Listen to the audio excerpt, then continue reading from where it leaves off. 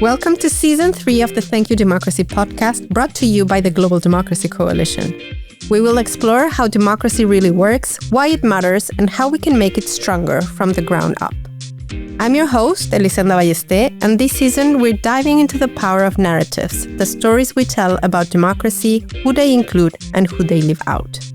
Join us to hear from activists, researchers, and changemakers across the world, all working to make democracy not just a word, but a lived experience. Good. Welcome to the Thank You Democracy podcast. We're very happy today here in Thailand. In this episode of the Thank You Democracy, we speak to Pita Limjaroenrat, a Harvard and MIT educated former businessman turned parliamentarian, whose path has become to symbolize the promise and pitfalls of democratic change in Thailand. He was educated in New Zealand and Thailand before earning a joint master's degree in public policy at the Harvard Kennedy School and an MBA at MIT. Then he returned to Thailand to work on the private sector. Yes. Pita's political journey began with election in Thailand House of Representatives in 2019 as a candidate to the reform-oriented Future Forward Party. After its dissolution, he became leader of the Move Forward in 2020, guiding it to become the largest party in the 2023 general elections with 151 seats. Exactly. Yet, despite his electoral success, institutional barriers prevented him from assuming the premiership, and later legal rulings dissolved the party and banned its leader, including Pita, from politics for a decade, raising important questions about democratic representation and institutional power. Yes. Now serving as a member of the newly formed People's Party and a fellow at Harvard Kennedy School, Pita continues to speak about democracy and reform from both a personal and a political perspective. So thank you so much, Pita, for being here. Thank you very much for having me. It's good to see you again after Copenhagen. Exactly. Thank you so much. We will start with some questions. Sure. We would love to first start and understand what sparked your passion for public service. Yes. Was there a particular moment or a particular person that made you believe democracy was worth fighting for? I'm going to answer that question, but before that, I have to correct something first. Okay. I'm no longer a member of any political party. Okay. Because I was banned for 10 years last August, and we are filming here in Bangkok a year later, so I have 9 more years to go. So I cannot let it be on record that I'm a member of any political party or any political affiliation, or we'll get dissoluted once again. That will be the third party that gets dissolved within 6 or 7 years. Now, back to your question. A short answer would be New Zealand. And the name of that person would be the former Prime Minister Jim Bolger. I was maybe 12 at the time. Starting to learn about form of governance, started to learn about why you have parliaments and governments and democracies and politics and things like that. Because I travel back and forth between New Zealand and Thailand, and they're both agriculture-backed economies and countries. Then I decided to understand that politics is about who gets what when. Who gets what when. That's governance, essentially, in a sentence. So if you're in an autocratic regime, that might be a different thing. If you're in a democratic regime, that would be a different thing. Yet, you have a spectrum between Thailand back in 1997 or New Zealand back in 1997. How come farmers in Thailand are different or were different from farmers in New Zealand? How come laborers in Bangkok slum versus laborers who I used to live with as a host family get a different level of treatment? So that kind of sparked the interest in democracy, sparked the interest in parliament, sparked the interest in politics. So I decided that, it's something that is very interesting, and I ran for office because I believe that Thailand can, I can. And then I tried it out, when I was a bit more older after graduation, and I had a little bit of a taste of what it's like. Then I went to graduate school exactly in public policy, exactly learning how to become a politician. So that's why when I returned, I made it. I made textbook into a reality. That's fantastic. And you made it a reality because in 2023, you won the election. Yes. But the system blocked your path to becoming prime minister. Yes, backed by the people, blocked by the system. Yeah. Can you take us back to the moment that you realized you would not be allowed to lead? What went through? Sorry. Sure. Let's. Please continue. So, what went through your mind, and what did you learn about like power, democracy, and yourself in that moment? I think the most interesting part of your question is what went through my mind, I guess. Yeah. Here we go again. That was what went through my mind. But the previous part of your questions was about when did I realize? I think there was no particular moment that I realized because I anticipated it all along. Throughout the past 2 decades in Thai politics, 30-something parties dissolved, 250-something politicians banned. So this is a systematic thing. It's not a personal thing that only happened to me or to happen to my party. So because of that, personally, I always had that scenario, or I also had, I was doing scenario analysis of maybe 10% or 15% winning the election and not being to govern. That 10 or 15% were election outcome and election result does not have to be the same in this country. And then various spectrums, whether I could, I win, I form, I didn't get blocked, I govern, and then, I got removed by and, appointed judicial power, like how the current prime minister is facing, or the one before her. So it's a revolving door of leadership. It's a revolving door of premiership, and no political party in this kind of systematic problem have that kind of focus to really deal with the challenges that Thailand or ASEAN is facing at the moment because of that kind of deadlock by design, judicial coup, lawfare and violence in the courtroom, rather than what you and I know as an ASEAN and Latin American, or maybe that you understand that that democracy used to get stopped by military tanks on the street. So Thailand's been democracy for 93 years, maybe the past 70 years, 13 military coups, yeah. So it's very high number that democracy gets stopped all the time, but it was back in the days where social media was not present. So that means you could just roll tanks on the street and then you take away the constitution and tear it apart and draft your own. That's the old school way. And then since 2006 until 2025, that's when they started to understand that method was too loud. So we keep this on the left hand. We might not do it yet.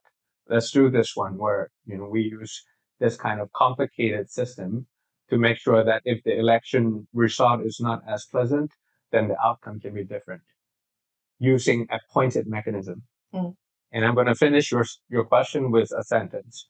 It's the politics of appointed versus elected. It's a competitive autocracy that allows election once in a while. Then you get that lower house that is from election. But during my time, the upper house was appointed by the military junta. So it's a proxy war. It's a struggle of appointed versus elected. The judges were either directly appointed by the military junta or indirectly appointed. So that's the thing that you have to fight against at the moment. Whether maybe a nine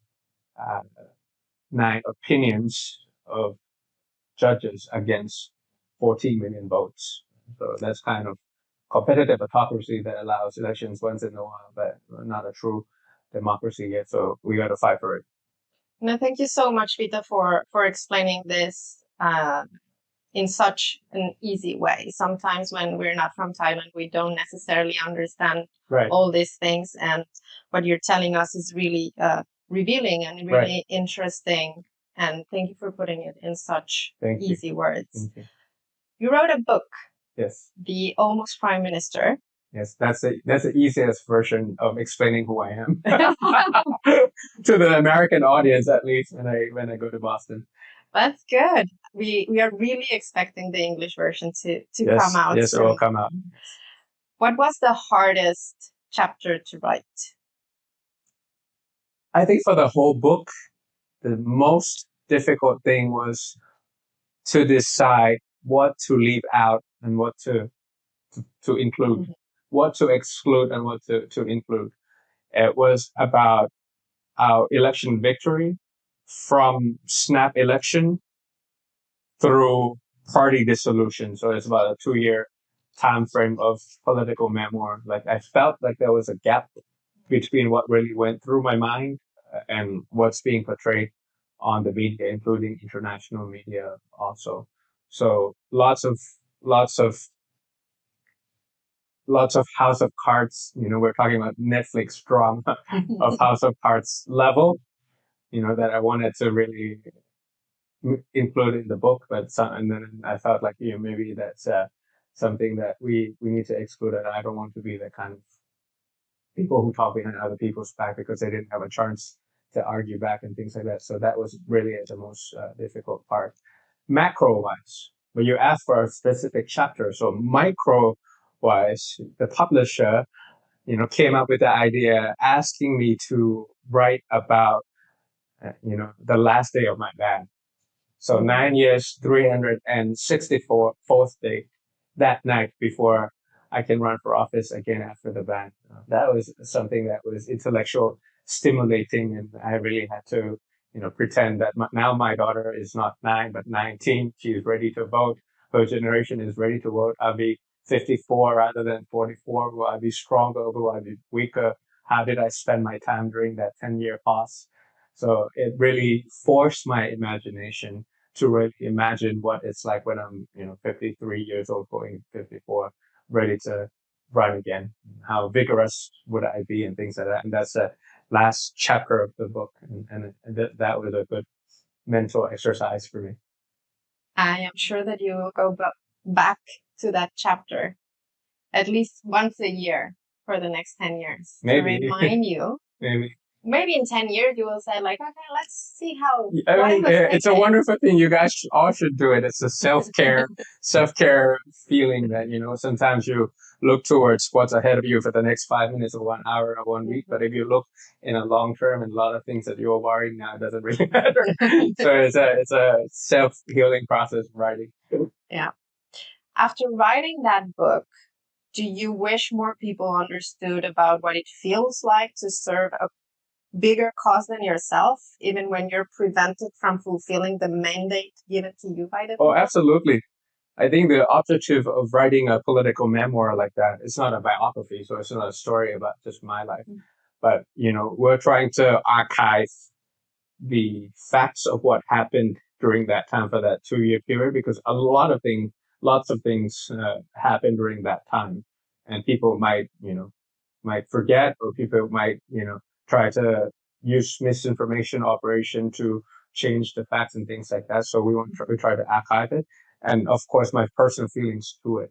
But the objective of writing the book is that when people read that chapter or a particular page, they will think about what happened that day, what they felt like after the victory, what they felt like when they were going to the ballots, what they thought about when they were campaigning or volunteering and things like that, whether they voted for me or not.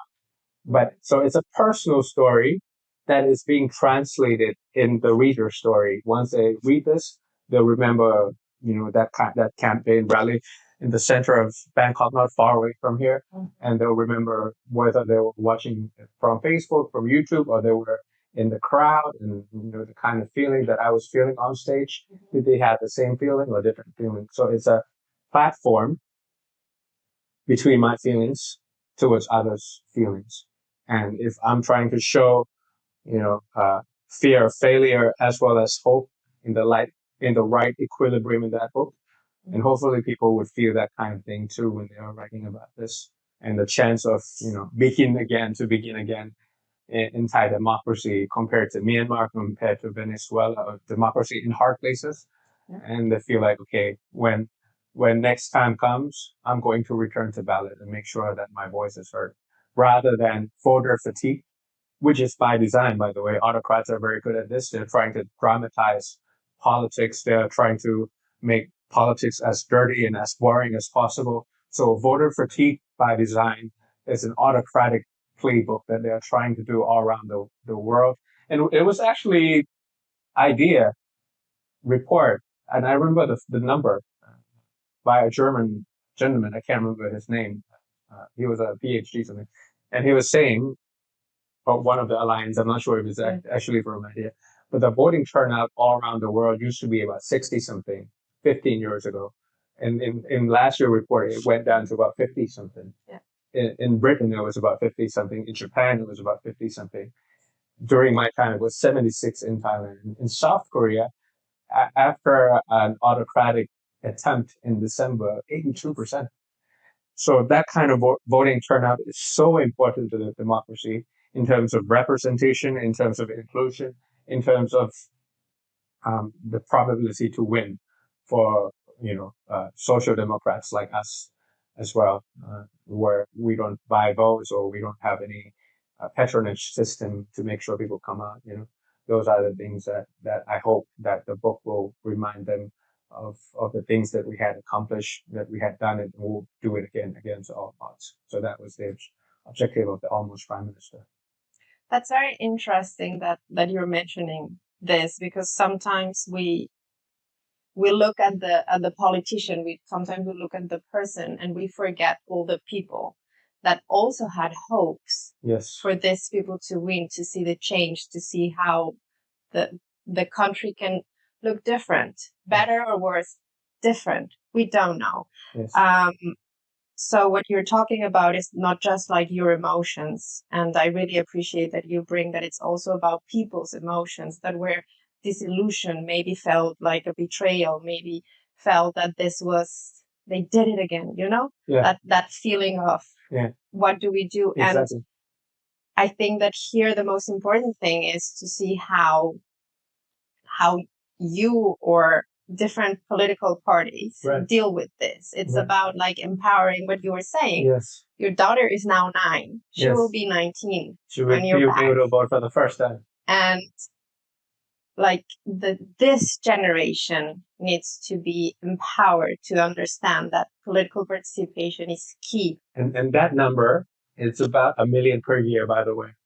So if election cycle is 4 years, that's almost 4 million new voters coming out every election cycle. So that gives me hope in the sense that they have a future ahead of them. And if you have an inclusive society versus extractive society, it will be better for your future as well as your peers and the people all around the world.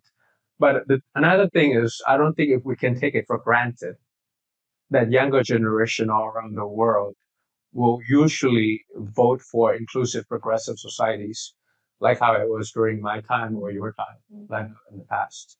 And I was in America during the election, and we can see that it's not for granted that they'll vote for a particular person or a particular party just because they're young. So I think that's really a tough task ahead of political parties and politicians all around the world to really, empathize with the youth before mobilizing the youth. I mean, all the questions that I guess when I appear in something like this is that how do you mobilize the first-time voter, or how do you mobilize the youth? And, before you mobilize, you have to empathize. In Thailand, they went through 2 military coups and 1 COVID crisis. They'll probably have seen their parents losing their jobs during the time and never recovered. So they are asking for that kind of system that is linked to the people and responds, rather than, a system where they allow 4 seconds to go vote and never responded again. So it's not just about democracy and election and campaign management, but the ability to really work on the ground 24/7 for 4 years. so that, there's linkages to the people and a quick response. It's about decentralization. It's about demonopolization, so the economy works for everyone and not just the elites here in Thailand, for example. So lots of tasks and lots of work to be done. And you can't ever take it for granted that 90% of my daughter's generation will vote for me automatically, like how, political pundits would assume. Not the case, for sure. No, definitely. Especially in Europe, especially in America, especially in Asia, especially in Japan in the past election. So you really have to, do exactly what democracy means. You really have to understand them. You really have to design policies for them. You have to really to make it happen for them.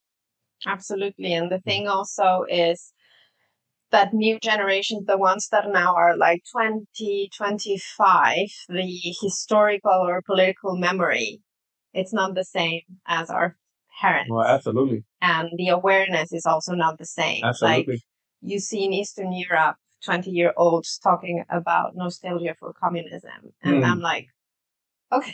Or Germany, many places that something that you could never imagine as a mid-age person like myself. It's really resurfing, and it's a pendulum swing.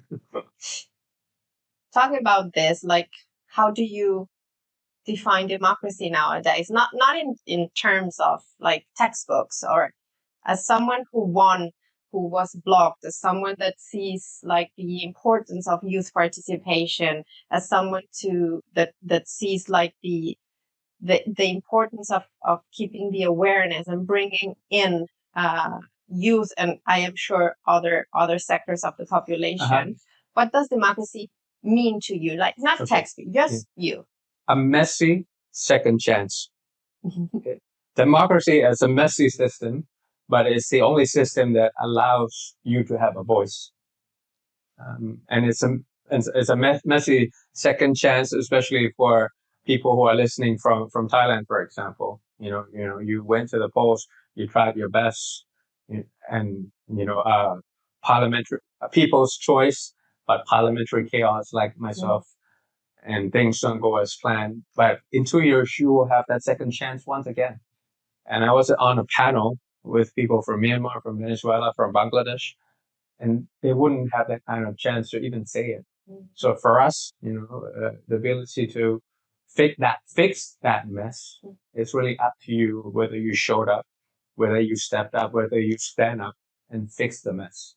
And understand that it's not a straight line, that sometimes it goes like this, but it's really up to you to really, make sure it's a pathway for commoners to go forward.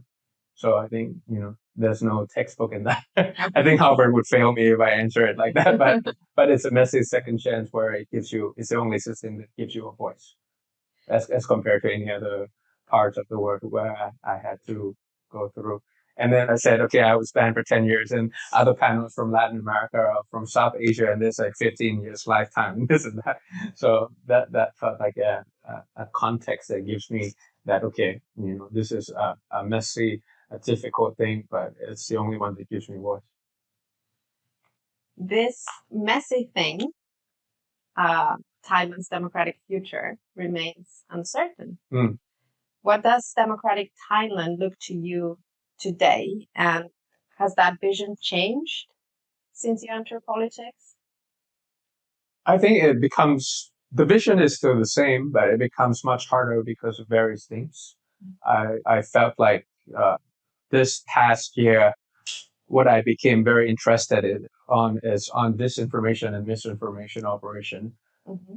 You're allowed the freedom of speech, you're allowed freedom to access to technology and things like that. But sometimes I feel like we're in a post-truth society or something because of the deepfake techniques and the things like that, and the algorithms of the technology companies, that once you click on something, we don't know what the algorithm is, and we kept being pushed to be polarized in a certain particular area. And it becomes much harder that democracy and truth can go hand in hand, go together, and you can always rig elections and turn results with manipulation and things like that. So I felt like the ability to tackle those things, to be on the ground all the time rather than just 6 months during that campaign trail. I think that's evident to all the politicians all around the world, and that meant more resources, that meant more energy, that meant more time. So that's the kind of the challenge that I think is keeping my third party awake at night.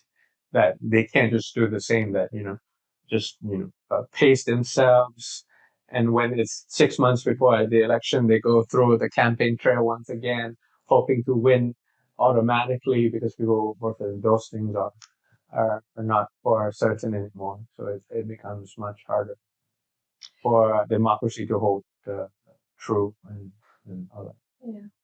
I mean, democracy is, as you very well know, way more than elections, and there are many things like governance, trust in institutions, control of the agenda, freedom of the press, those things. This is more textbook, Yeah. The 4 pillars of democracy. Definitely, and also regional cooperation. You were talking about some of the countries of the region just some minutes ago. How do you see the recent developments in the border dispute with Cambodia? Will they influence democratic governance? Will they influence trust in institutions or regional cooperation? Well, conflicts test democracies, and foreign policy is a reflection of domestic politics. Once you layer that out, obviously my heart goes out to the people affected and the soldiers that had to lose their lives through all these battles. But if you look back and see, when conflicts testing democracies of 2 countries, and the foreign policy and decisions are the reflection of domestic politics, which is dynastic politics. Yeah, that's the similarities between Thailand and Cambodia. Nepotism, nepo babies, and dynasty politics is something that is fashionable in this region. I mean, it used to be like that of the Bush in the Americans, the Trudeaus of the Canadians, the Abe of the Japanese in the developed world. But right here in this region, if you look at all the countries and you see the succession planning, the last name politics, it's like that, and it's testing domestic politics of ego, of family ego, and greed.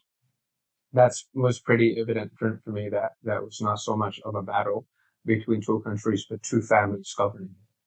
So the way you think about it is really so much of the people of Cambodia and Thailand, the ability to defend the country with strength, as well as finding a peaceful way that both ordinary Thais and Cambodians can live in a peaceful way, which we had been doing before. And once you think about it, no matter bombs that cross the borders, the countries are not going to move.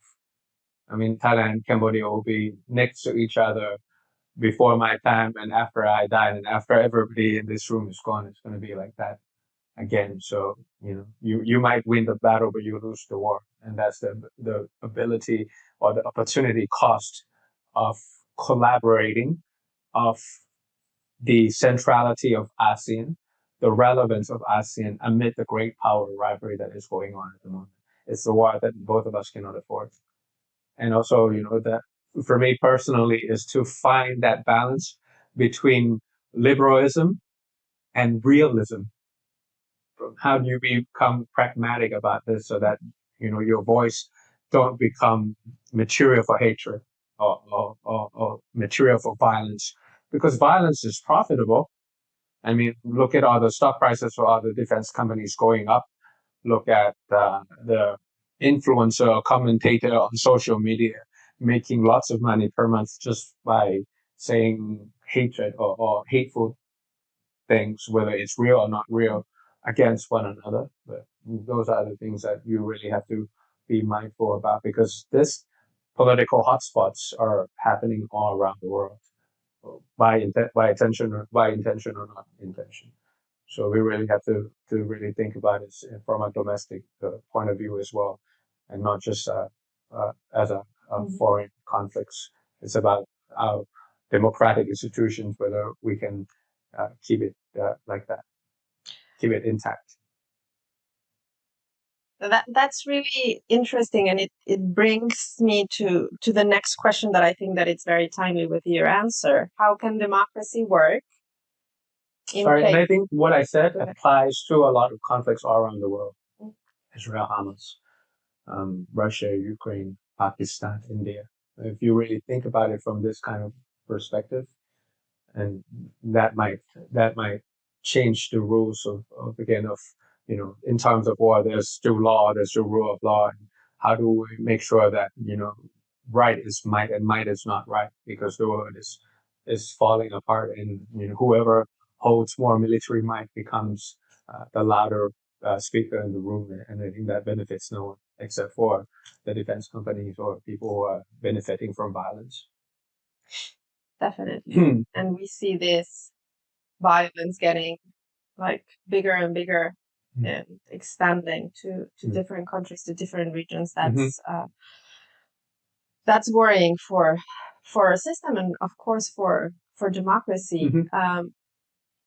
But what you're talking about is systems or countries that resist change. They actively are resisting change.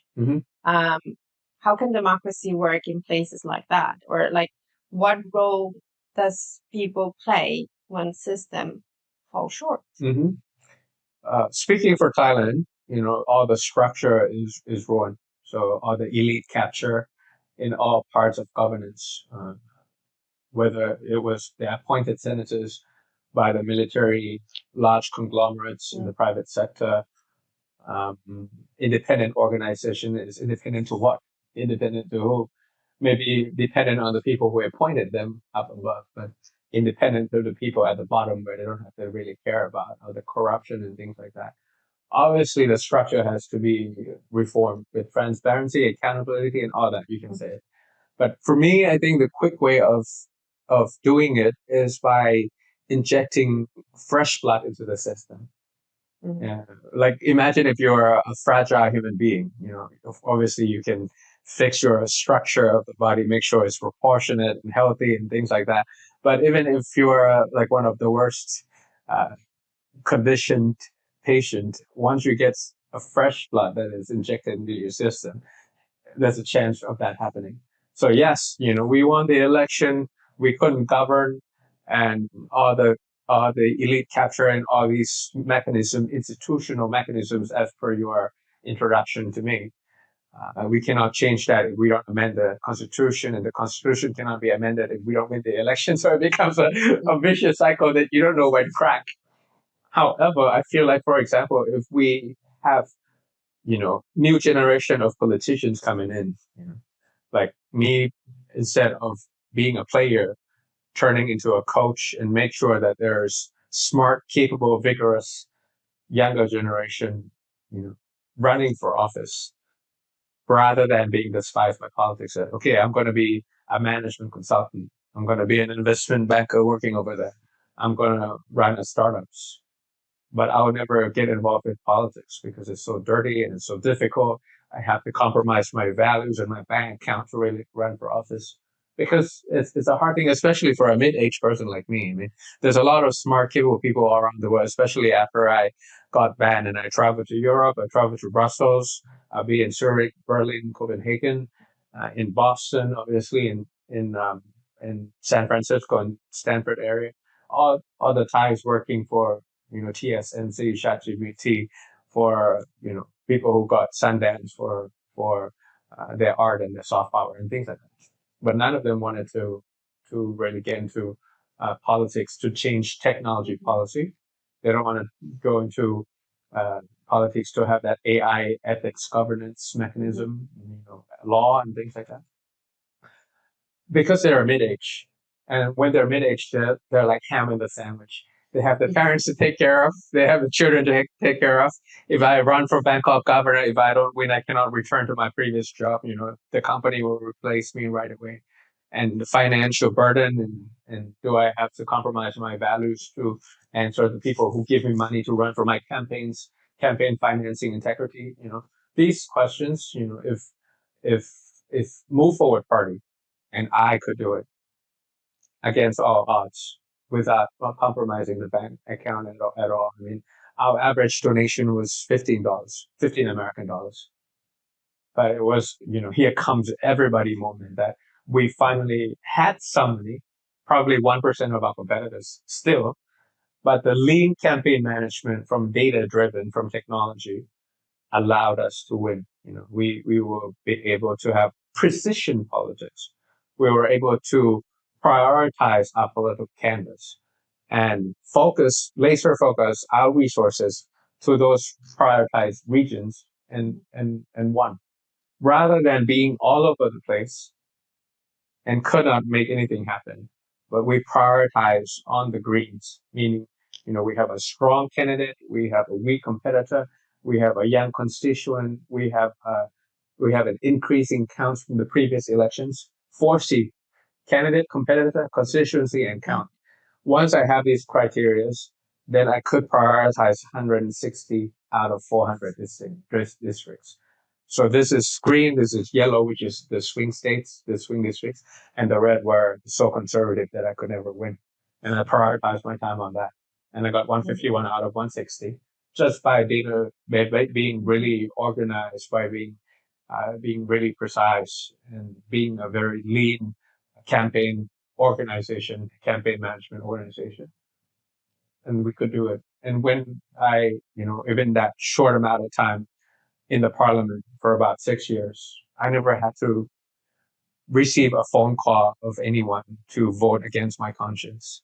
Like if I took money from, for example, the tobacco companies or the pharmaceuticals, like how it is in America or Europe. And if I were to pass a health law or whatever, and then I couldn't vote to my conscience because I have to return to a phone call of the people who have to took the money. We didn't have to do that once. And it felt liberating. And I feel like we have that kind of secret sauce that allows fresh blood to really come in, people who are in the mid-age, and we find ways to really, win an election without breaking bank accounts or taking money from people who we don't want to. And it made you also very independent. Independent, autonomous. So that is great. Can you tell us a little bit about how you chose your candidates? Because I remember in one of the podcasts I heard you were explaining how you picked them, because I mean it's not easy to pick the right candidate, and you had a very strong candidate base. So can you tell us a little bit about I think I have to give credit to all the progressive parties. Move Forward Party is part of Progressive Alliance, I think based in Europe. So we look through many political parties that came before us. I think it was Labour Party in New Zealand, for example, and several parties in Germany, for example, of how you avoid internal clash between the grassroots and the central part, the centralized committee in Bangkok. So we had that kind of mechanism from various parts to really decentralize the choosing mechanisms to the grassroots.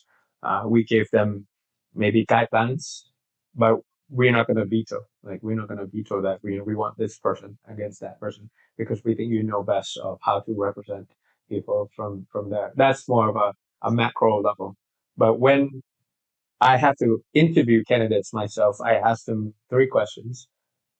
That's separate candidates who are suitable for the party or who's not suitable for the party, who's in it for merit and status and money rather than to really, bring about change to Thailand. So why politics? So suppose she's interviewing. So why politics? Why politics? And usually if you don't prepare or if you haven't thought it through, they will go in circles. They wouldn't be able to answer that because I think I can and Thailand can. That's a sentence for me. Why politics for me? Yeah. And then my second question would be why this party and not other party? And then they'll just go around in circle again if they haven't really thought about it. And then I would have an add-on question. If we don't accept you as a candidate, would you go to the second party next door? And then usually they'll say yes. And that's a quick elimination because it's a totally different alignment Yeah. And the third question would be why now? And not the previous election or the next election, which means they're ready now financially or mentally that, they're 100% in this. But if they said, okay, if this election is not possible, next election is fine because I need to save up some money for my kids' education and things like that. So just these three questions, you'll be able to separate candidates rather quickly in a micro level. You would never choose me. I don't even know how I would answer the first. There's no judgment, so I can't comment. It depends on your merit, your performance during the interview and meeting things. We have 4 stages, by the way.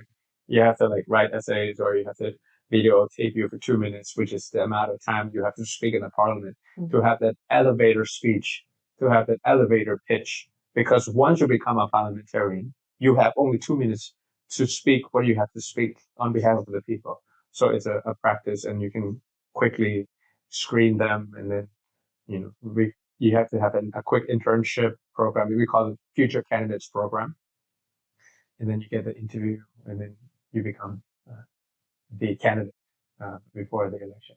So it's a 4 gig stage process within our party. It's very interesting. I remember that I heard in one of the podcasts that you were in 2023, and I thought that this was so interesting. How I think it's one of the hardest things to manage a political party. I was I interned at Merrill Lynch as an investment banker. I worked a couple of years as a management consulting at the Boston Consulting Group. I managed my own company.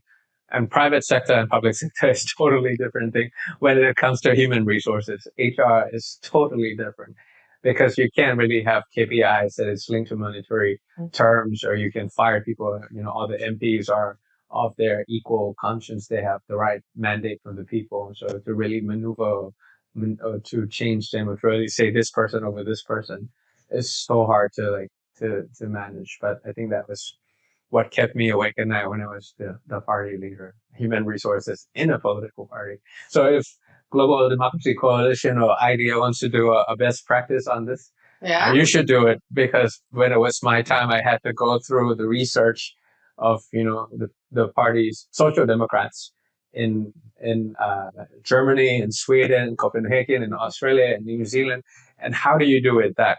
Because any other political parties in Thailand is about amount of donation. Because you have party list system, who gets to be number 1? That's the prime minister. The second number, that's minister of interior. Number 3 is this and that and that and that, right? So to be in the top 10 in other political parties, I've heard, so you have to verify it, it's about the amount of donation you give for the party. So if you're the highest bidder, you could be number 2, number 3, number 4, number 5. So that's an easy way to justify, because it's quantifiable, right? But for me, who gets to be the second party list behind me? And number 3, and number 4, and number 5, and number 6, and number 7. And then it was is that because of gender? Is that because of age? Is that because of seniority? So is this the kind of political party that wants to promote justice and fairness and inclusiveness? But look at the way you design your party list system. And it's very hard to do. So the way we do it is we don't look at individuals or names. We look about agendas that we want to promote. So I think labor is top in the agenda. I think education is top. I think indigenous rights is top. I think creative economy is top. So we put in the agenda we want to drive, and that meant the cabinet position that we wanted. And then we pick people from the group. So indigenous representation will choose their own rep to be included into the party system, but the ranking is by me. So I prioritize based on that. Other parties might prioritize on casinos or having entertainment complex as their flagship model. So you want someone to execute that flagship policy, for example. So I think about the flagship policies and the cabinet positions where I want to negotiate. And then I have individuals plugged in there that is chosen by the factions to avoid any kind of drama within the party.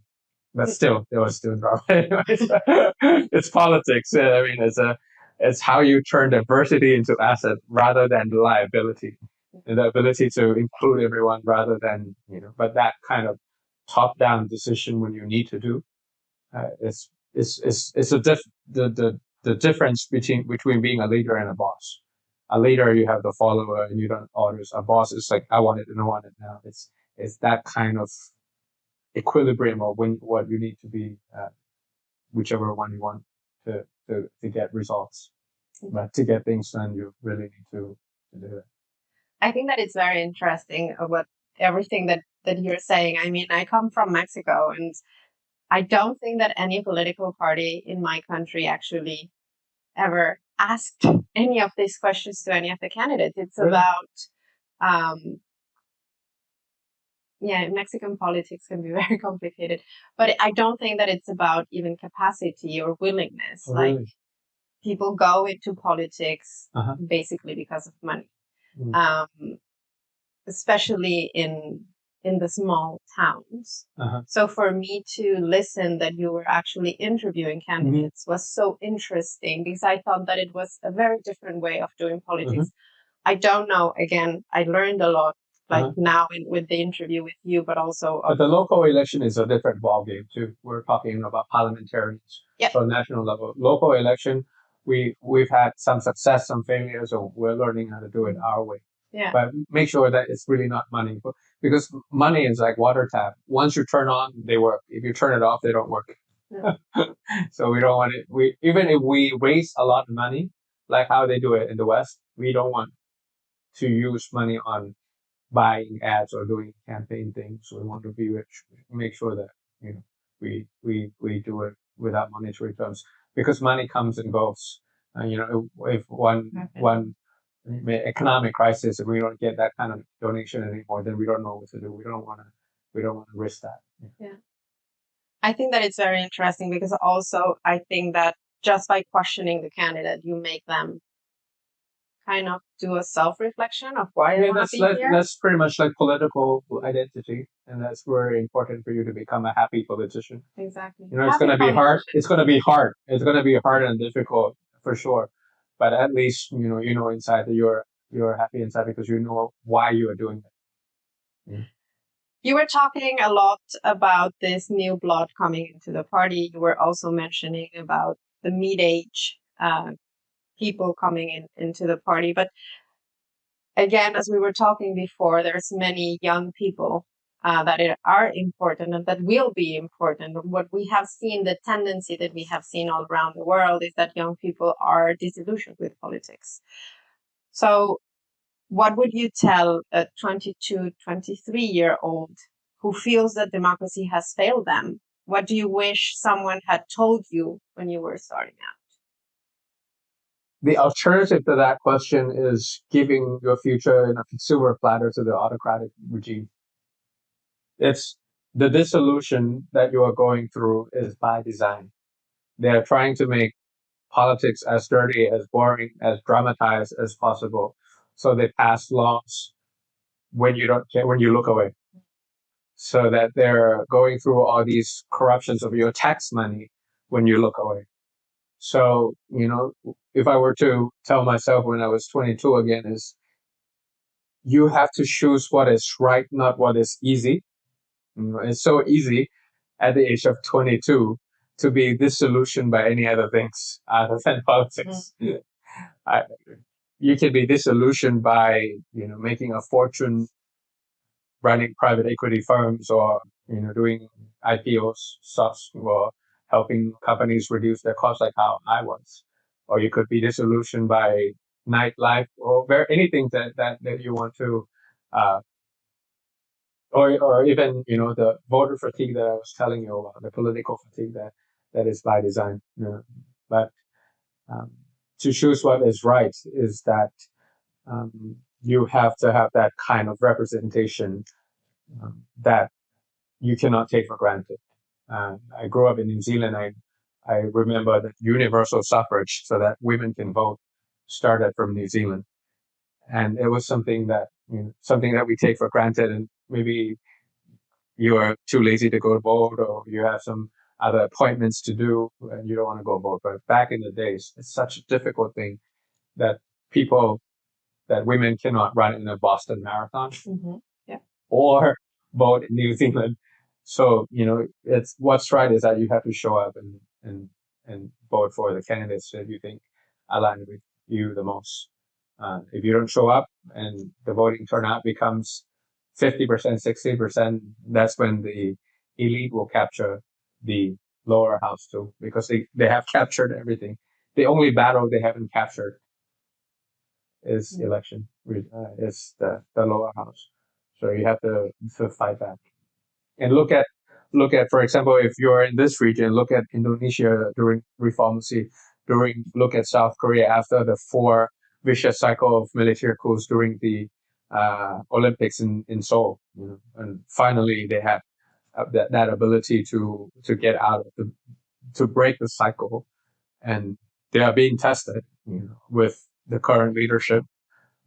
In South Korea, we had seen, the use of autocratic mechanisms, and the people pushed back and showed up at the poll 81%, for example, 82%. So that's the kind of resilience that, a 22-year-old should have, and choose what's right and not what's easy. You're talking about choose what's right. Is there a moment that when you had to choose between being liked and choosing what was right? Oh, many times. Sticking to our political ideology, even if it's not popular. Talking about human rights and international law during militant time is something that is not easy. Talking against people's perception and fake news and court mining is never easy, but you just have to have that kind of strength and that kind of ideological grip to explain that even during wartime there's international human rights, there's international law to be thinking about it, and it's not one or the other, that you can defend a country with strength and without thinking about peaceful solution for the people of both countries. We're coming to an end, and I have 2 more questions for you. What gives you hope when things are falling apart? Younger generation is my power bank, and I get that from Boston a lot by being over there rather than the parliament talking about nonsense. I get to be with the younger generation where I can share and I can learn. I can share with them, I was just like them. So I was a student of politics or public policy in 2008 to 2011. I took those textbooks, planned the campaign, and made it into a reality in Asia. So now it's my time to share the reality into the textbook in 2025. So I have students from Indonesia, students from Colombia, students from Japan, Thailand, Philippines, various places. Like after graduation, I want to run for public office and make a difference. Can you help me? So for me to share, that's something that gives me hope. But at the same time, I can learn. Back in 2011, there was no issue about, access to AI, about how to make sure that AI is an equalizer rather than excluder. What are the things that needs to be done to make sure that AI is an equalizer and not an excluder? Those are the questions that affect dialogue and discussion and things like that. And to be able in the room to listen more than talking, listening more than talking is such a nice liberal liberalization of me, because I was a political party, I was a prime minister of candidate, so I have to have opinion for everything. I have to respond to things. I have to talk. I have to lead the room, But over there, I can finally sit in a room where I don't have to speak and I can listen because other people know more than me. I still have my opinions, but I can keep quiet now because there's so many experts in the room, and I can finally learn. Because if you speak, you're repeating what you already know. But if you're listening, which is a harder skill, you are really absorbing and learning new things about public health, about climate crisis, about extreme heat, about the sponge city to take care of the flooding in Soaran, in Mexico, and in Thailand. So it's a new things that are coming up that I could learn at the same time. So that's how I plan the next 10 years to share and to learn and to groom next gen leaders of ASEAN, if not from all over the world. The candidates from Latin America, the question that I get, how much does it cost to start a political party? Because none of them reflect my values. So those kind of things are quite fun to engage with the younger generations. Yeah, definitely. Oof. That's so, I have to say it's interesting. It's very nice to see someone as humble. Yeah. When you ran for prime minister, you won. And you still have this humbleness of listening and learning and understanding that there's so much more. I feel, it's a present tense, not a past tense. I feel humbled and obsolete, to be honest with you. Right. Because these younger generations, they're talking things that I don't even understand. And think about, if you have a leader who's like 60 or 70 age in this region that, they have experience. I respect that. But there's good experience and bad experience. And what we are seeing now since COVID time until now, where the global economy is at its worst in 20 years worldwide, and Thailand is the worst in ASEAN.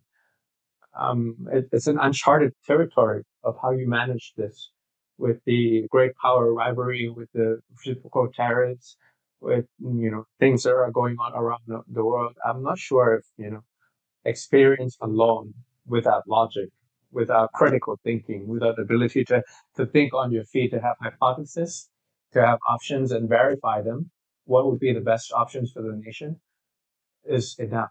So I felt like, obsolete when I'm in the room and people are talking about things that I never knew about. I mean, I heard about it on the news, but to really go into depth in really detail, and I feel like, okay, I'm in the right room. I mean, I've learned. I'm not speaking at all because I'm keeping my mouth shut. I have no value to add to the room. So it's really an uncharted challenge and also uncharted solutions that these younger generations are coming up with. Pita, a few weeks ago, you posted on LinkedIn, 2 years went fast, 9 years will too. I did? You did. That's how fast, because I don't remember that much, but I'll trust you for it. With this post, I'm guessing that the fight isn't over. So what's your vision for the next 9 years, for yourself, for Thailand, for the People's Party, particularly as you look ahead to the next election? A team player. So to continue from the previous answer that I gave you of how I spent my time last year, how I'm spending my time this year, and as a senior democracy fellow at Ash Center. Ash Center is Harvard Kennedy School Center for Democracy, Innovation, and Governance, and Self-Governance. So they're thinking about new playbook, how Democrats have to refresh their own playbook against autocrats Inc. nowadays. I mean, all these autocrats, they on a text basis, but for us, we are kind of far apart and we don't get to talk to each other much, and we don't do a lot of things in unity. So to do that, I felt like to be a team player in the sense that next time when I return at the age of 54, I have a bunch of capable younger generation politicians right behind me who will be able to do their job when it comes to public health, environment, labor, human social development, foreign policy, interior, IT, just to have the right person on the right job as a team Thailand in 9 years. So that's the plan. Of course, improve myself, but it's not just about me. Yeah, I can't do it alone. To really have like thousands of people in my database of people who wanted to run for politics but couldn't or didn't know how to. I want to be their answer. Thank you so much. Thank you so much, Pita, for this conversation. It has been inspiring and humbling and so nice to see the plans that you have for the future. Sure, muchas gracias. Thank you. Thank you. Thank you. And thank you so much Thank you. Appreciate it. Thank you. Thank you so much to our listeners, and thank you. Special thanks to the Asia Center that hosted us today so graciously and put this amazing setup for us. Thank you so much, and we will see you next week.